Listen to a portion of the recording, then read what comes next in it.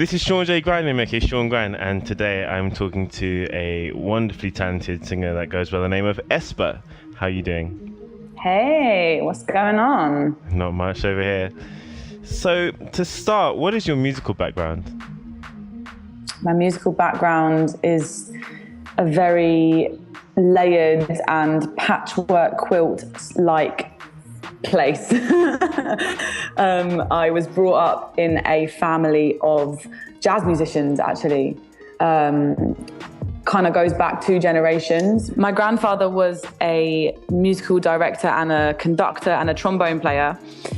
He worked with the likes of Shirley Bassey and Frank Sinatra and Tom Jones, Judy Garland. Like, the list does go on, and these are some of my biggest influences, not surprisingly so, because I kind of grew up around that atmosphere. Then my dad is a jazz trumpet player and, again, a composer. My mum's a sax player and a singer. My auntie was in the West End. Like, it literally goes on, the whole family, and it's all in that kind of jazz theatre, Hollywood kind of world. That was like my kind of foundation. I then went on to kind of follow the lineage of jazz through naturally into hip hop and R&B, where I stumbled across this kind of mishmash sound which married my 2 loves together, which was hip hop, rap music, jazz music, through the likes of like Dilla, The Roots, Erykah Badu, D'Angelo. It really hit the nerve when I found that. Perfect. The cover of your 150th and Broadway EP is heavily inspired by your interest in the universe and cosmos. Where did that interest begin? Oh, wow. Okay. So right in the thick of it. Yeah, I got really into this whole study of astrology when I was about 12 years old, and I found myself completely fascinated and enthralled by the effect that the planets have on us as individuals. And I started studying my birth chart and just trying to learn about, I was intrigued by this study. I was intrigued by the way that the planets are supposedly affecting the makeup of individual human beings in regards to their birthday, their birthplace, and their birth time. Yeah. I kind of got fascinated by it. And around the time when I was designing the front cover and the concept for 150th and Broadway, my first EP, I started to go and study with an astrology expert in New York in that area. So it kind of ties together. That's I guess that answers your question. Cool. So, although you're London-based, you spend quite a lot of time in New York. What is it about the city that attracts you? I think it's the men. What are you saying about London men then? They're all right too. I don't mind. I'll take both. No, gosh, I'm joking. I'm not joking. I might be joking a bit. It's not. It's the atmosphere in the city is, for me, the perfect blend between what we have in London in that kind of gritty, raw, unmessed with ambition, but it's kind of like doubled up. It's like the speed is just a lot quicker, which definitely suits my personality. I'm someone that like wants to decide something, take the actions in which to make it happen, complete it next. And that happens to me in New York. And sometimes it takes me actually flying over there, working with the creators that I work with out there, working with my collaborators like Eric, Ark Elliott and those boys, and the Underachievers and other producers that I work with, and then bringing it back to London once it's sort of been catalyzed over there. Do you know what I mean? Yeah. It takes bringing myself out of my comfortable environment here in London into somewhere scary, bustling and whatever to make things happen. I like doing that. I do that with LA now as well. It's something that is very important for my creative process. Yeah, so I don't know about now, but you actually stayed in New York, didn't you? Or like you have a place where you stay, right? So what would you say are the biggest differences, especially for someone like me who's never been to New York? Because I've often heard them compared, like London and New York, as being very similar. But what are the biggest differences, would you say, in daily life between the 2 places? I think it's the fact that it's so small, it's so condensed. You can kind of walk everywhere, or it's a very, very short taxi journey, and everything's on this grid, so you don't need to know the area to be able to work out where you are, because it's like there's the avenues that go across, and then there's the streets that go up. So you can be like, oh, we're on 1st and 19th. And then they're like, you know, exactly where that is on the grid. So I found that really good because I'm dyslexic and I find maps really hard. That's a big difference between London and New York. And I think it's very similar in the way that it's like a cultural melting pot. But I think the similarities between London and New York is the fact that the city is made special in regards to the rest of the world's cities by the fact that it is it's such an intense mix of cultures and of people and of industries, and everyone is on their game and everyone has ambition, in my opinion. That's why I love it there, but it's just intensified in New York. Cool. So you started spending time there when you turned 18, right? Mm-hmm. How would you say New York has influenced your sound and artistry? I feel that it's affected me. Originally, I went out there to do jazz singing. They have a big culture of jazz clubs down in Greenwich Village and up in Harlem, and it's very real, it's very authentic. All the jazz musicians moved from New Orleans in the 30s to New York, and since the early 40s, when 42nd Street became this hub for like jam sessions, and Dizzy Gillespie and Miles Davis and Charlie Parker were all playing there and playing on each other's gigs. That kind of culture has remained, but it's transferred over to hip hop. And that's what I found very exciting. So when I was working with the Flatbush Zombies a lot, what I loved is that we would go to shows and then there'd be like, you know, Joey Badass would just jump on stage with them and then get involved with that. And then it'd be the next day I'd pop up on stage with the Underachievers, and Eric would come on with me and we'd do a track together. It was like this kind of sharing, caring, jam session approach to making hip hop music. It really affected my sound. It meant that I became somebody who I transformed from somebody who used to sit in my practice room with the piano writing music on my own to being somebody that craved collaborating, you know? That's where I find my uniqueness when I share. Cool. You previously described your latest track, 141, as a signpost for your sound and your evolution. Can you tell me more about how the track came together and the direction your sound is heading in? It's a great question. I feel that 141 is really like the bridge track that takes me from my 2 EPs sound, which I feel is a kind of maybe left field, hip hop, R&B influence, jazz kind of sound, bridging me over into the sound of my record, my album, which is shaping up to be firmly rooted in pop, in a joyful, young, expressive, accessible pop sound, which is obviously completely lathered in hip hop, R&B, and my jazz roots. But it's just changing the core of it, because I really set my intention to have my music be listened to and shared with many, many people on a global level. So in order to make that happen and to be of service to a wider audience than kind of just hip hop fans, although that's very valid, for me, it's more important to have my music be heard by many, many people, as long as I can keep with the integrity of who I am as an artist, which of course I'm going to do, because I'm not that kind of processed kind of person. But 141, yeah, for me, it's still firmly rooted in it's still firmly rooted in my hip hop R&B sound, but it's just got a lot more pop mentality to it. I wrote this track in October 2014. Oh, really? Yeah. That's a long time coming for this new direction. Time coming, yeah. I mean, yeah.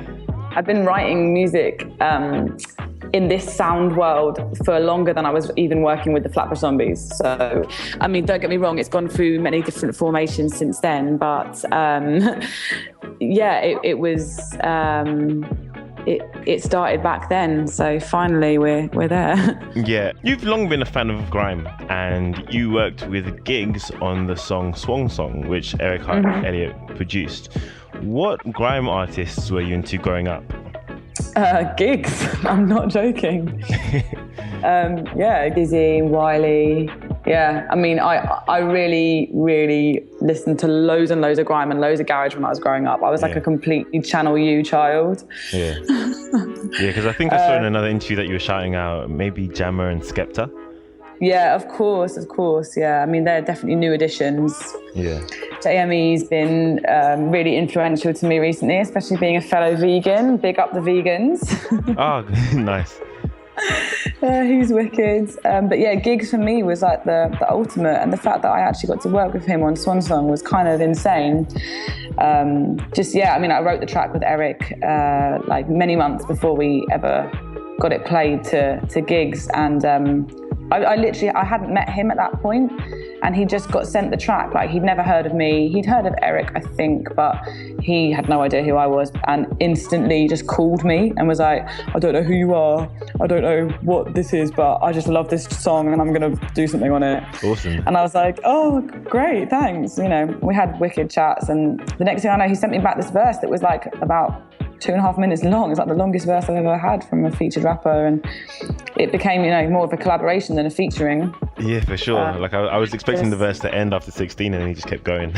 Oh yeah, that man will continue. If he's passionate about something, he doesn't let anything go. And just the fact that he jumped on the video with me just meant a lot. And you know, we're going to do some shows together. It's just really blessed to have the support like that, because it's kind of hard, like being up and coming, you know, to get support from people that are very established and your, you know, influencers, to have them be so on board it is quite a big deal. Yeah.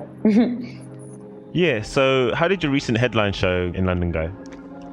It was amazing. Yeah. Thank you. Yeah, it was really cool. It was completely sold out, which was just so blessed. And yeah, my band are just incredible. I love live. Live is like the epitome of everything.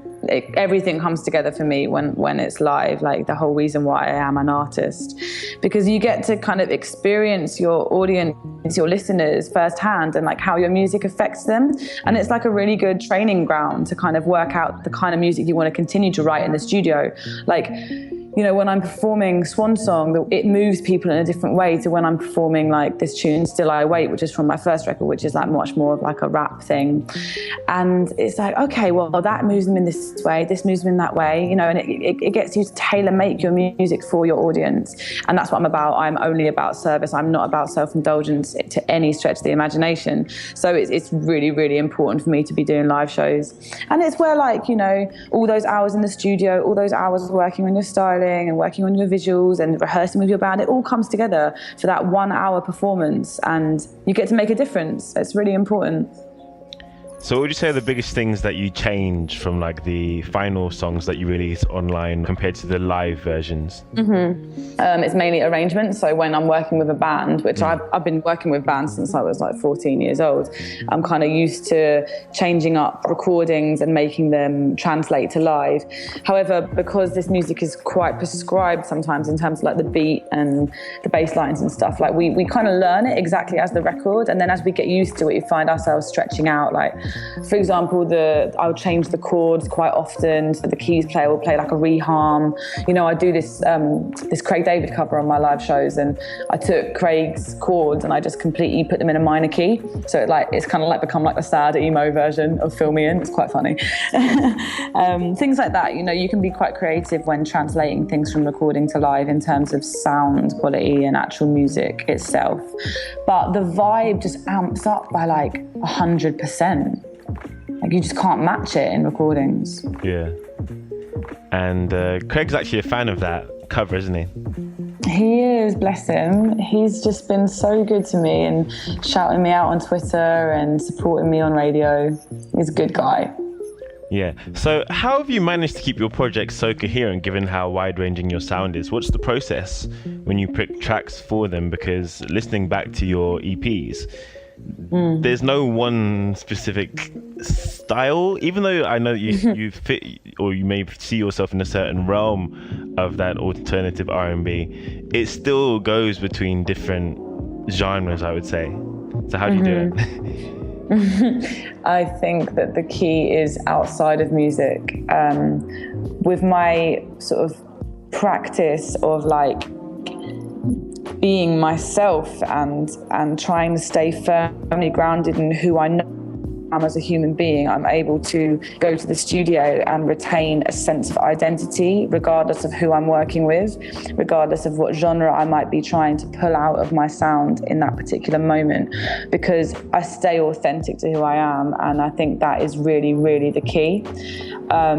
It means that I can experiment and swing slightly into the jazz side like I did with Swan Song, or swing slightly into the pop side like I'm doing with 141, or the garage side with like my Craig cover, for example, but yet still retain some sense of coherent identity. And I think that might be the key, is just like knowing who I am, you know?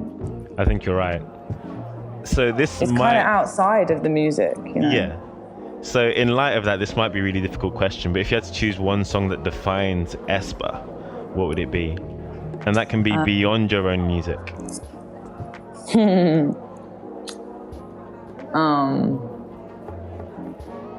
Wow. Take your time, you have 7 minutes. Maybe the Buddhist chant Nam Myoho Renge Kyo. Can you write that on Skype? Because I'm going to have to look that up. I can't spell it. That's kind of semi a joke. Okay. Because I can't think of a song outside of my... It can be within your own music that truly defines me as an artist. Yeah, it's not like, I wasn't saying that you have to, it was just an up to you. Like, no. really your... Yeah, I guess the perfect answer to that would be the latest song that's been released, which is 141. It for me, it does actually tie up a lot of my roots. Like, you've got some jazzy chords in there. You've got like quite an angsty guitar-based chorus, which is hugely influential to me, like that sound of Jimi Hendrix and like those kind of rock bands of the 70s. And then you've also got like slightly more like grimy, rappy elements, like in the second verse was like heavily Drake inspired. And it's just firmly rooted in pop music, which is definitely signposting the direction that I'm going in, while still retaining some of those influences. So I guess you're only ever as good as the last track you put out, and you're only ever defined by the last track you put out. But I've got a portfolio of 200 songs, so I am ready to go. Like, you've only just heard like the surface of what I'm giving to the world. Wow. Okay, well, I'm excited. What are your plans for the next 12 months then? I'm going back to LA in April to continue writing my album with the Hall of Fame songwriter Linda Perry, which is just a ridiculous blessing and opportunity. I'm so lucky to be writing with a writer that has been so influential to pop music across America and won so many Grammys. I am going back to Bali to work with my meditation teacher to continue my self-inquiry, to better myself and allow my music to stay true to who I am. I am going to be playing festivals this season. Yay! And potentially a very exciting support tour, but I can't talk about that, so watch this space for that. I guess the goal for the next 12 months is to really experience each month, each week, each day, and just recognize like how lucky I am every day to be on this journey, because you never know where it's going to take me, or where it's going to blow up, or where it's going to finish. You know, we never know. So that's my only goal, really, to stay in the moment. Yeah, that's cool. So speaking of Bali, you've traveled quite a bit. What places other than London and New York would you say have inspired you? Japan, where you are right now. Oh yeah? Yeah, I got to play 4 shows in Japan last year, and it was amazing. It's my first time there. Like, the clash of cultures between that like traditional Buddhist culture and then like the crazy Harajuku girl culture. It was just like wild. Yeah. Really, really wild. And the level of appreciation from the fans is next. It's just like, it makes you think, God, Londoners are so snooty. You know, I love that. I really want to make Japan and the East like a big target for my audience and for my music. Yeah, I look forward to that. Do you live in Japan? Yeah, I do. I've been here almost 3 years, so I'll be moving back to London in August. But I will tell you that after, because I want to get one more question in before. Sorry. Okay, sure. Yeah. No worries. Okay, so I guess this is the final question. Your interest in art is ingrained in every aspect of your musical identity, from the cover art to the instrumentation to the videography, which you all handle. How has your relationship with forms of art beyond music changed or grown since you started singing?